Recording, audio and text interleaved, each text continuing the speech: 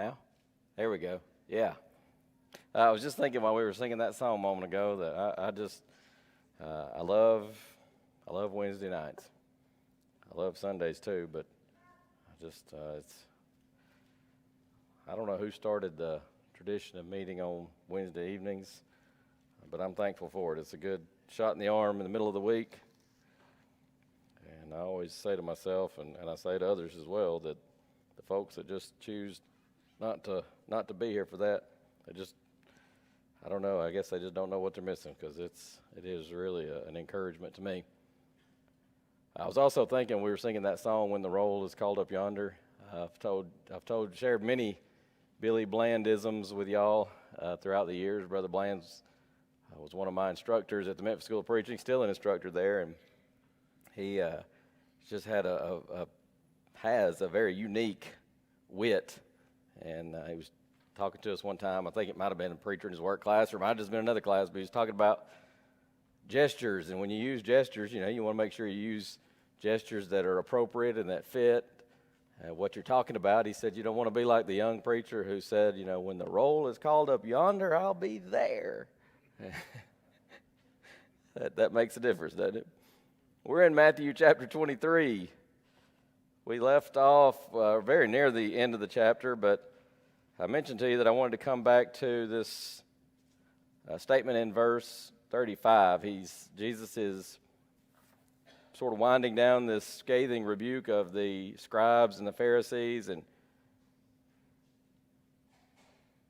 he says, I send it to you prophets, wise men, scribes. Some of them you'll kill and crucify. Some you'll scourge in your synagogues and persecute them from city to city. And that's kind of where we left off. The last verse we really covered.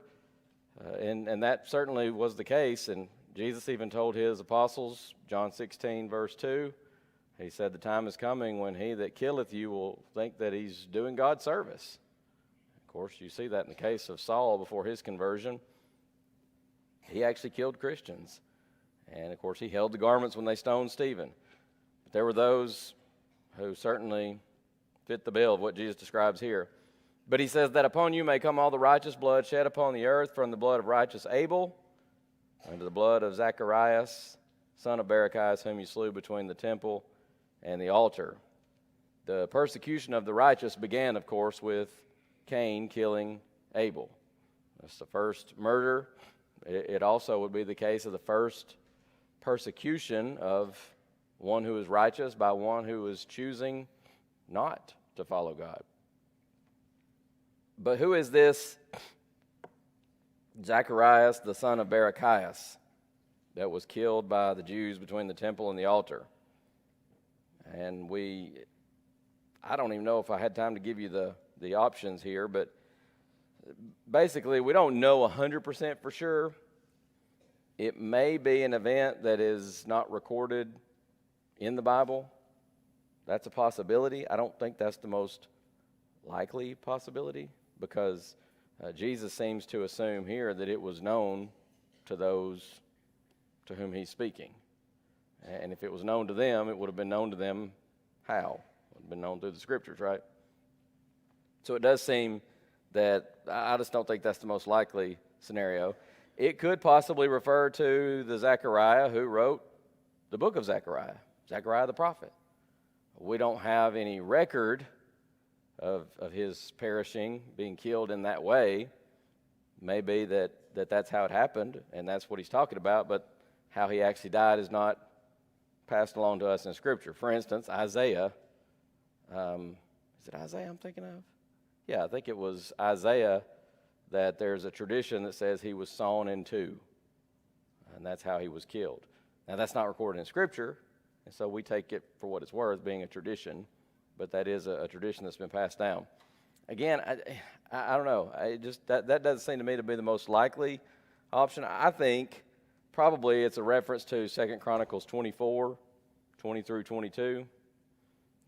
You have here or there a man named Zacharias, and he was killed between the temple and the altar. Sometimes people say, well, now, hold on, that Zacharias is the son of Jehoiada.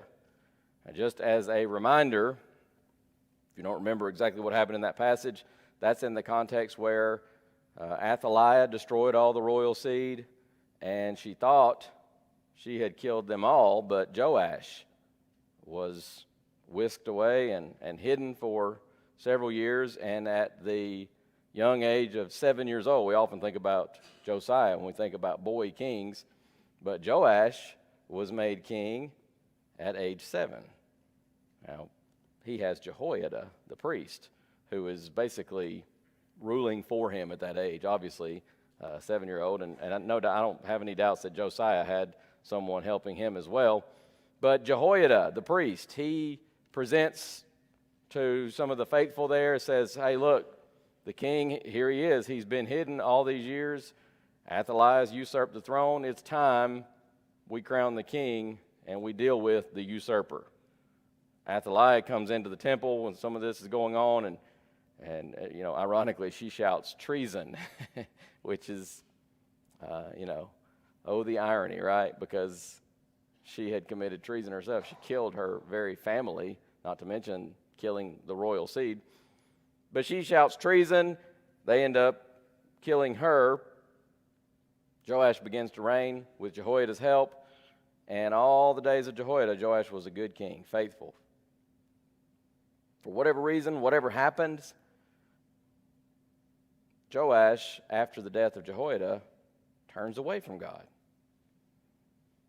And in just an amazing turn of events that just every time, it's one of those, every time I read it, I'm just perplexed, frustrated, even angry, that after all Jehoiada did for him, what does Joash do? Not only does he turn away from God, but he actually has Jehoiada's son, Zacharias, killed.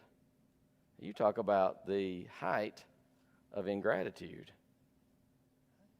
But that's what he did. And that's what's recorded there in 2 Chronicles 24, 20 through 22. But again, somebody may say, now hold on, Chad, that's Zacharias the son of Jehoiada, not Zacharias the son of Barachias.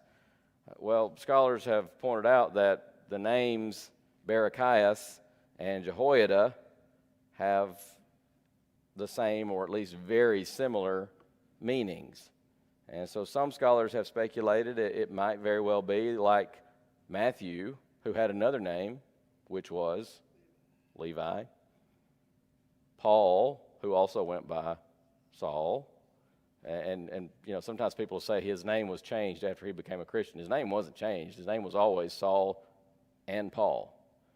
A lot of times in that culture, people, especially Jewish boys, Jewish men, would have sometimes a Greek name and a Jewish name, or might even say a Latin or Roman type of name and a Jewish name.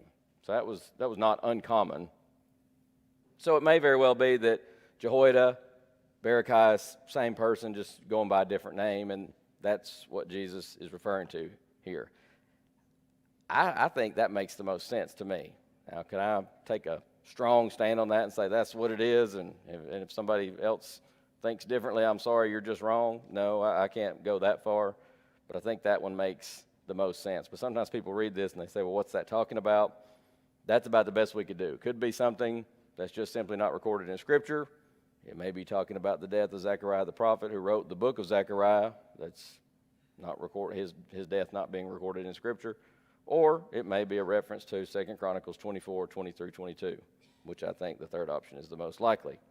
Now, continuing on with chapter 23 and getting us into chapter 24, Jesus says, verily I say unto you, all these things shall come upon this generation.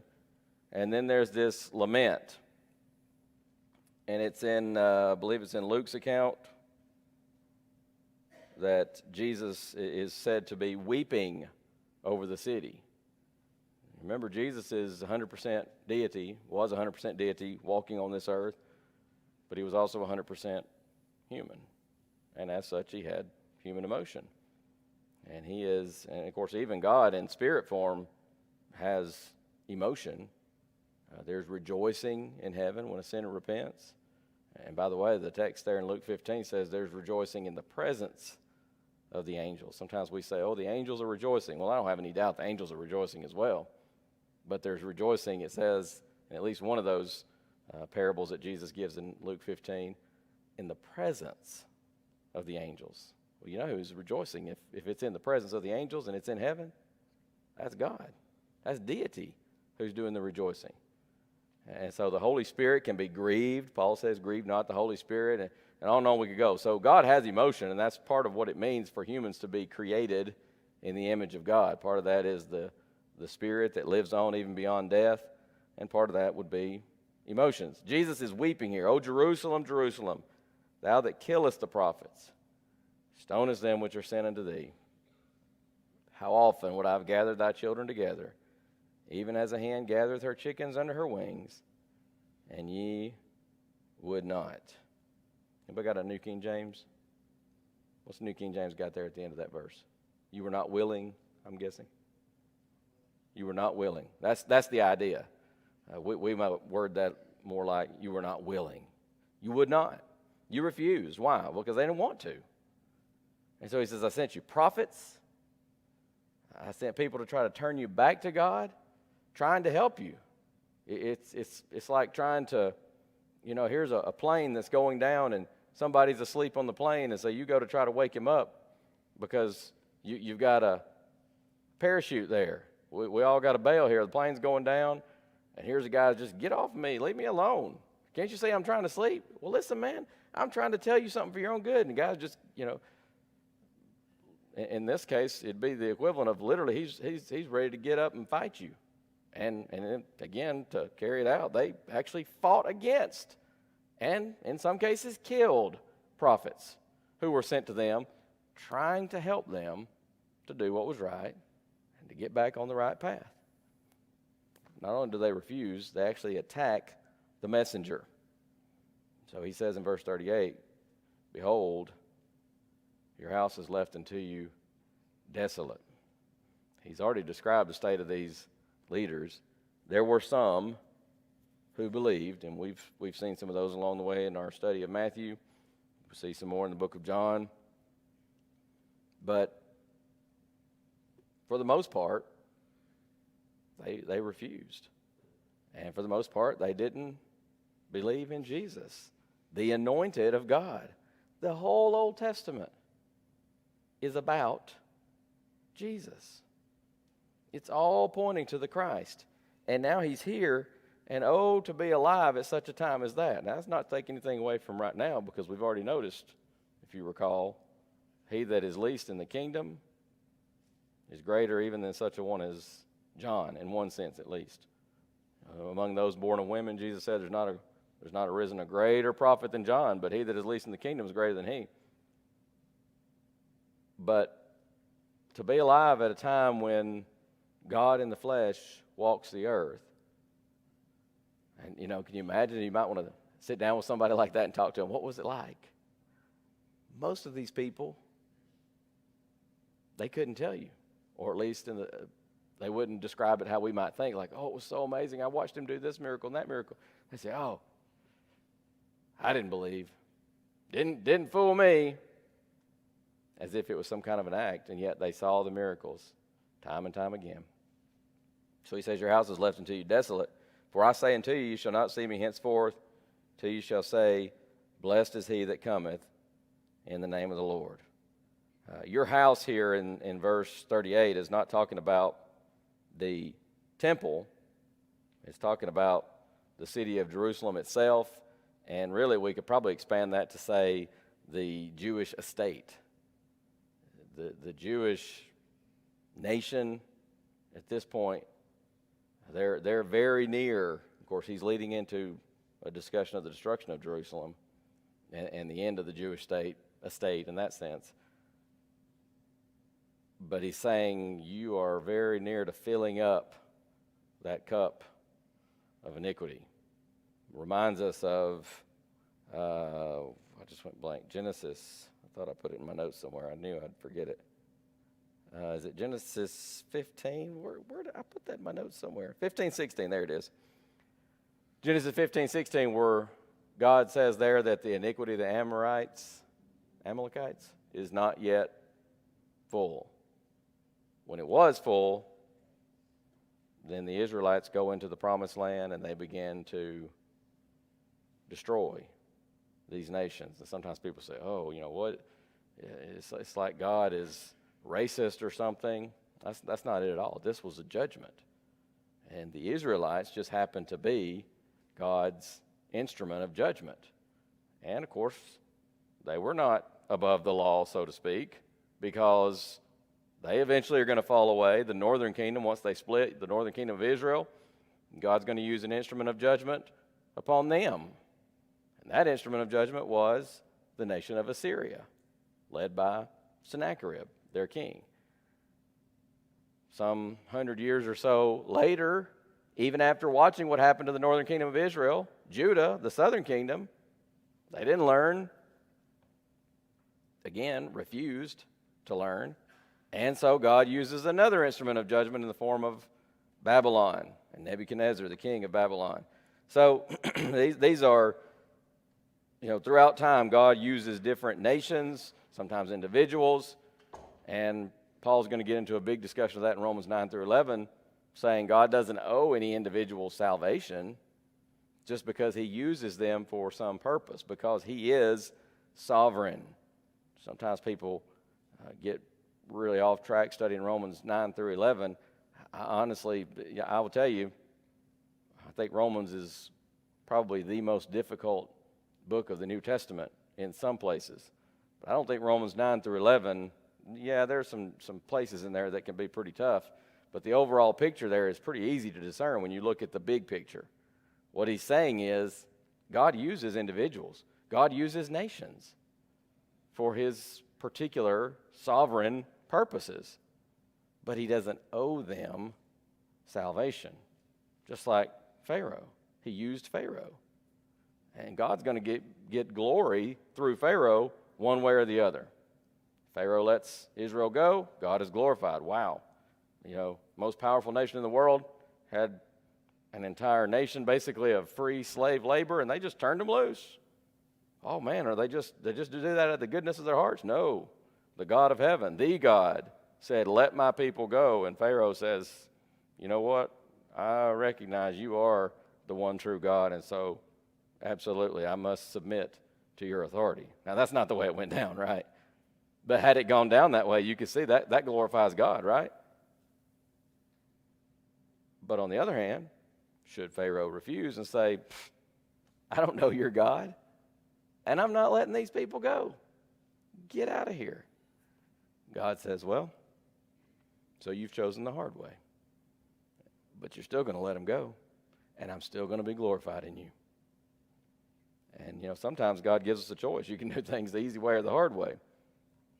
Pharaoh chose the hard way. So God is going to render judgment upon the Jewish nation. Their cup of iniquity is nearing the brim, and it's soon going to be overflowing, and then it's going to be judgment time. So this your house reference is not the temple. It would include the temple, obviously, but it's mainly the city of Jerusalem and really the entire Jewish estate.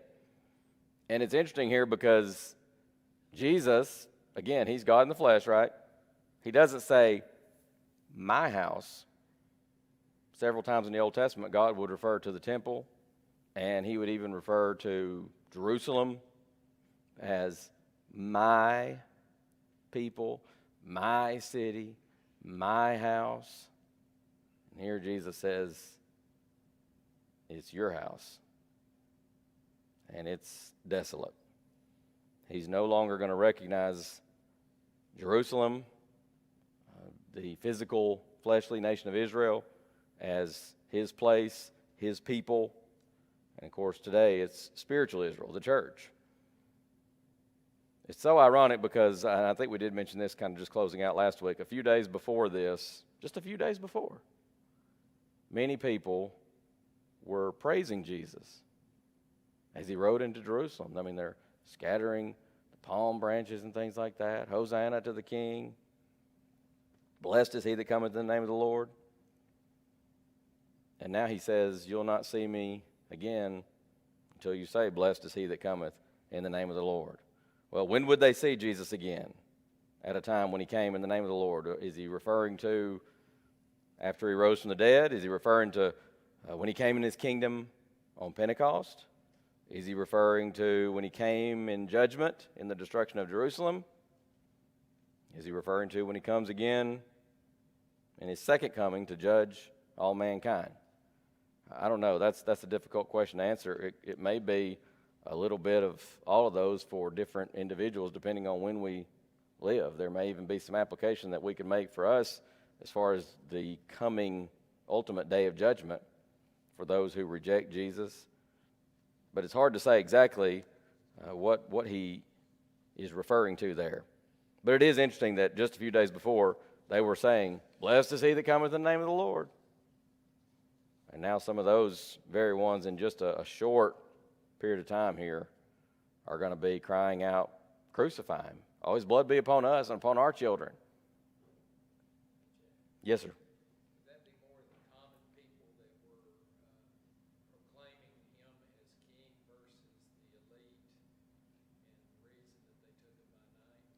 Yes, I think that's pretty. That would be pretty clear. It would seem is that definitely none of the religious leaders were the ones in that crowd going, "Blessed is he that comes in the name of the Lord." In fact, they're some of the ones saying, "Hey, Jesus, you hear what they're saying? You gonna do anything about that?" And of course, Jesus is kind of like, if these held their peace, the rocks would cry out. He is who they're saying. But yeah, it's more the common people.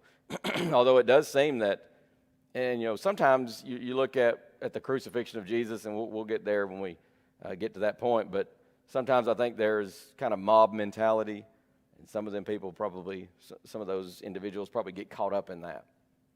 And so they're maybe not thinking it through. That's not to excuse the behavior, but yeah, it would definitely not be any of the religious leaders or what we might call the elite that, I guess, Joseph of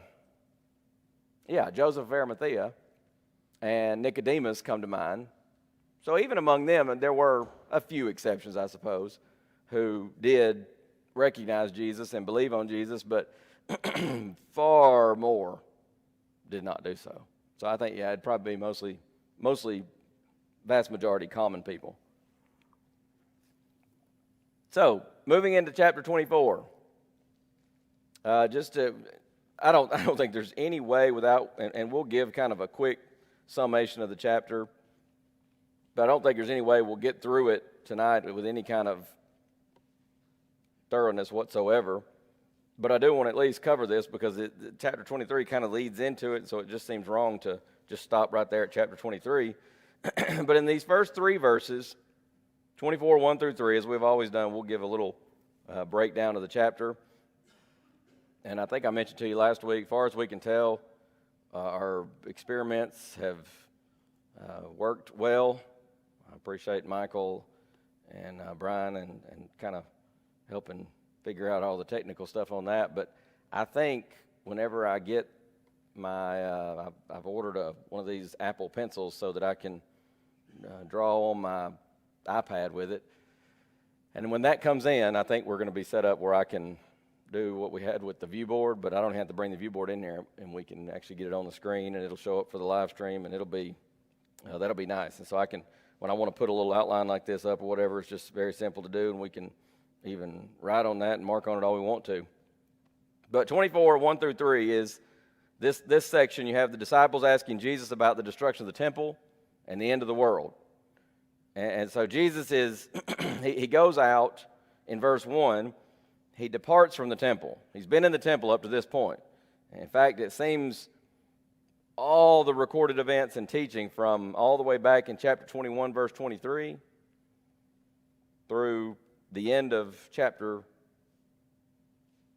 did I say chapter 23? Oh, 21, 23. I don't know what I just said. I think I may have said chapter 23. Chapter 21, verse 23, all the way up through the end of chapter 23 that we just finished.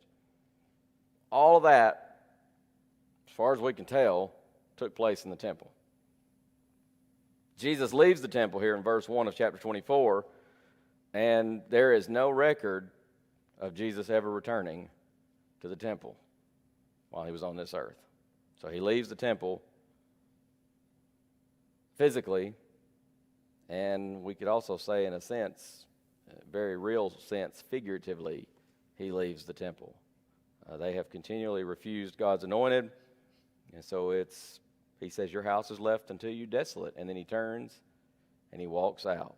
How powerful that must be. It's one of those scenes that you just would love to, and I don't know, I always say, I wonder if maybe one day when we get to heaven we could see some of these things almost like you have these IMAX screens and things like that, like almost like, even better than that. You're just basically there, and you can see what that must have been like, as Jesus says, your house is left unto you desolate. I say unto you, you shall not see me henceforth, till you shall say, blessed is he that cometh in the name of the Lord. And with that, he turns and he leaves the temple. Man, that must have been something to behold. What a sobering occasion, and so many of them just completely oblivious to it, no doubt. So he leaves the temple. His disciples came to him to show him the buildings of the temple. So they're walking out, and I sort of even wonder if Jesus turns to walk out, and the disciples, it's almost like sometimes the young folks will say, mic drop. It's almost like he drops the mic. He walks out of the temple, and you can almost see the apostles kind of looking at each other like, well, I guess let's go. And maybe they go out there and they catch up to him, and maybe they're looking as they come on the outside, and they're like, you see that? Isn't this amazing, Jesus? And I don't know, maybe what he's been talking about here as he closed out chapter 23, what we call chapter 23, as he closes out that little discourse, maybe that just had them thinking about the temple. I don't know what has them necessarily so apt and ready to say to Jesus, oh, look at all this. No doubt, Jesus had been on earth. It's not like he hadn't seen it.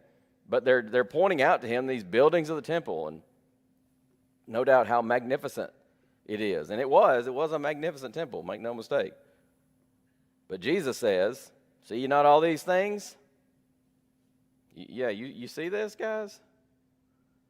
Verily I say unto you, verily meaning just truly, truly I say unto you, there shall not be left here one stone upon another that shall not be thrown down. I just like to be a fly on the wall. What a gut punch that must have been to them. They're just in awe, awestruck. And it may have been one of those things that may not have even been necessarily Jesus' speech previous that had them thinking about it. It may just be one of those things that, you ever talk to somebody that, I can't remember where I was one time, but I was somewhere, and there was a brother that lived, I went out and visited his property and just had an amazing view on that property. And he made some statement at one point to me, and he says, I've lived here for X number of years. He said, it just never gets old. Sometimes I just come to this spot and just watch. So I may come in the morning, watch sunrise, may come in the evening, watch sunset. Sometimes I just come here and sit. It just never gets old. That may have been how the temple was to many of the Jews. Just never got old. Just sit there and go, wow, this is magnificent. And then Jesus says, not going to be one stone left on top of another. So that gets you into verse 3. As he sat upon the Mount of Olives, he's talking to them, and they're on the Mount of Olives. You know what is significant about that? It's higher than Jerusalem. But from that vantage point, great view of the temple. There's a great view of the temple from there.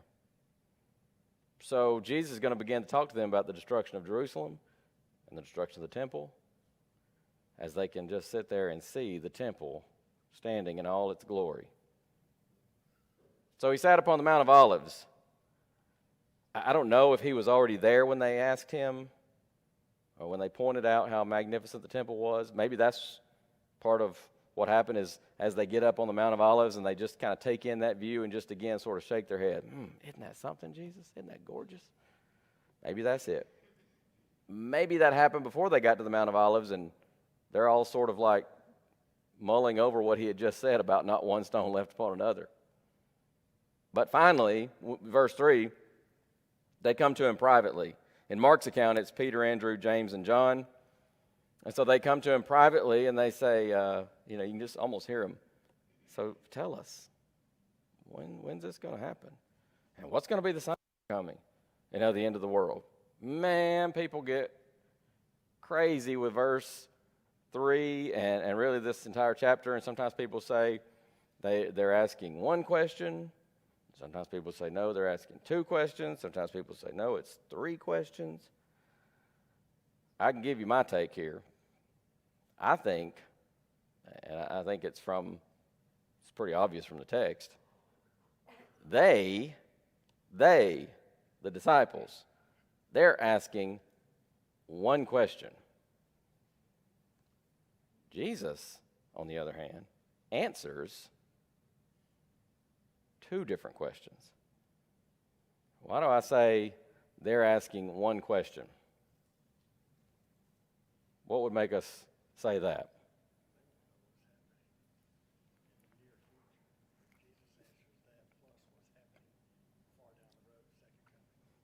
They're thinking in terms of near future, and Jesus is going to answer what's coming on. He's going to answer that, but also what's going to happen much later. And also, again, the temple is magnificent. Since the time of Solomon, you know, it's probably easy for those Jews to forget, looking at that magnificent temple, that Solomon's temple had a very similar situation. Hardly a stone left upon top of another after Nebuchadnezzar came in and destroyed the city, destroyed the temple, burned it all. But they kind of think in terms of, in their minds, the temple would always stand, right? I mean, the temple's it's always going to be there. Always has been, at least, you know, as far as they can remember in their lifetime, most of them. Always will be. And if there's coming a time when not one stone is left upon another, that must be the end of time. That must be the end of the world. I mean, you're describing a scenario, Jesus, where clearly that's the end of time. And so in their minds, I think it's pretty clear. They're asking one question. What's going to be, when will these things be, and what's going to be the sign of this coming and of the end of the world? I think they're associating it all together. Again, I don't know that I can tell you that and take a hard, dogmatic stance on that, but it does seem to me from the context that that's what they're thinking. For the temple to be destroyed, it's got to be the end of time. What Jesus is going to tell them, though, is when the temple is going to be destroyed, which is not the end of time, because he's going to turn around in verse 36 and say what? Is it 36, 37? Did I get the wrong verse? No, it is 36. Of that day and hour, nobody knows.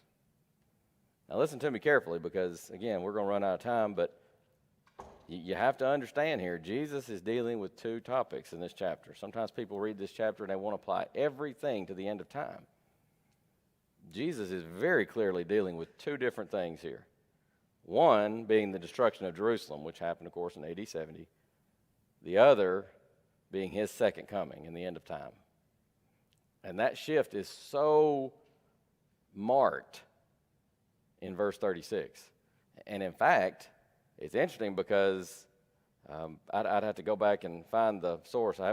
It's been several years ago when I read it, but I saw where one fellow that was real studied up in the Greek and kind of an expert in the Greek, he said even in the Greek language, it's even a more marked break right there and change of subject when he says, of that day and hour knoweth no man.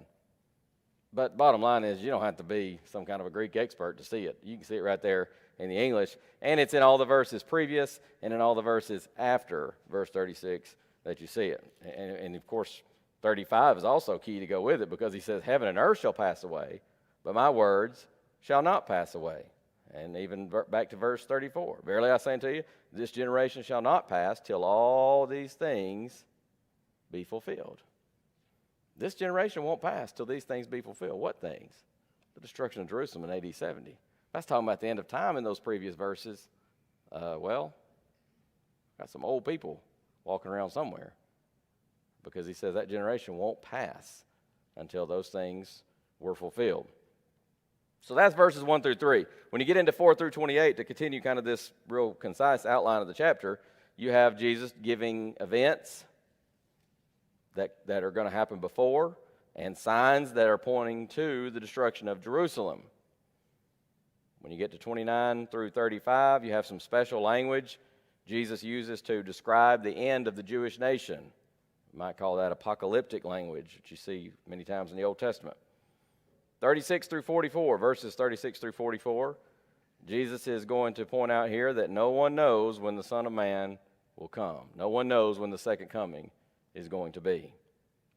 And then 45 through 51, the rest of this chapter, he deals with kind of this, we could sum it up by saying, who is a faithful and wise servant. So, Jesus has given the Jews their last chance. Now he turns his attention to his disciples. He's left the temple. Again, they associate the temple being destroyed with the end of time. And so sitting down there on the Mount of Olives, they ask, when shall these things be? What's going to be the sign of your coming and of the end of the world? The disciples want to know about the time, the when of the destruction of the temple. They want to know about a sign before his coming and of the end of the world. Again, I think it's likely in their minds they're associating this as one, it's got to be one event, they're thinking. But in Jesus' answer, he's going to speak of two different themes, very distinct themes. Destruction of Jerusalem, and then the second coming. Oh, I'm trying to sum up here. Oh, here's what I was looking for. We already noticed verse 34 where he talks about everything that he has said prior to that is going to take place before that generation passed, right?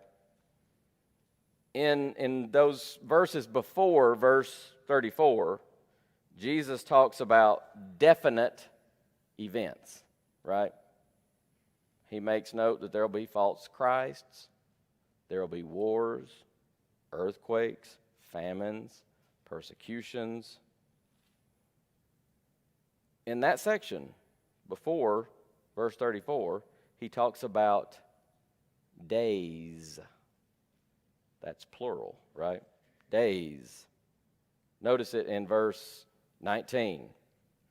Woe unto them that are with child, and to them that give suck, or those who are nursing in those days. Drop down to verse 22. Except those days should be shortened. No flesh. There should no flesh be saved, he says. And then you can go to verse 29. Immediately after the tribulation of those days.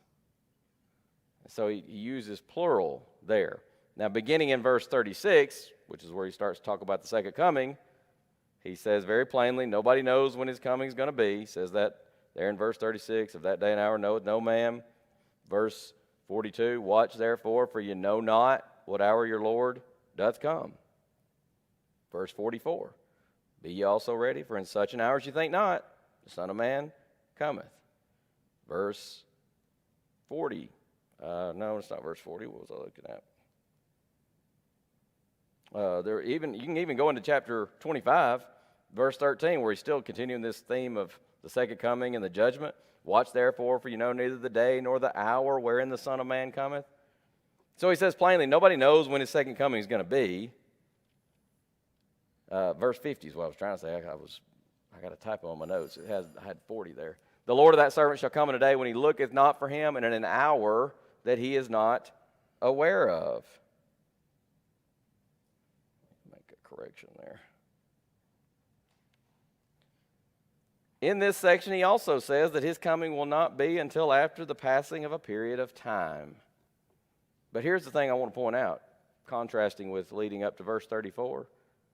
After verse 36, well, beginning at verse 36 and after, he does not refer to days, but to day, singular. That's another way that you know. You don't have to be some kind of a expert in the Greek. You can just look at this and tell it's very distinct. Of that day and hour knoweth no man. Verse 36. Look at verse 42. Watch therefore, for you know not what hour, or some versions have day, that your Lord doth come. It's singular there. Verse 44. For in such an hour as you think not, the Son of Man cometh. And again, we noticed it already, verse 50. The Lord of that servant shall come in a day when he looketh not for him, and in an hour that he is not aware of. And again, 25:13 that we already noticed. Watch therefore, for you know neither the day nor the hour wherein the Son of Man cometh. So it's a very marked distinction there. And you see it in other things as well. Go ahead, Tim, you're going to say something. Verse 37 and 38, however, uses the days of Noah. So, and obviously in 37 and 38, he's talking about his return. Yeah. Just to be clear, he does use days. But yeah, he's talking about previous days that had happened before. And he references the days of Noah. And again, where does the time go? Who's in charge of that bell? I got to work out a deal with somebody. We need just so much more to cover. Let me summarize by saying this, and we'll come back to chapter 24 because I know there's probably some questions and there's a lot more that we want to unpack here. But one of the things that I tell people, and it's again, you don't have to be some kind of scholar. You certainly don't have to be knowledgeable of Greek. But you can look at this section, and Jesus talks about when you see this, when you see that. Here are signs that he's saying to look for. And you'll know it's at hand. But then he turns around and says, of that day and hour knoweth no man. Not the angels of heaven. And he even says, what? But my Father only.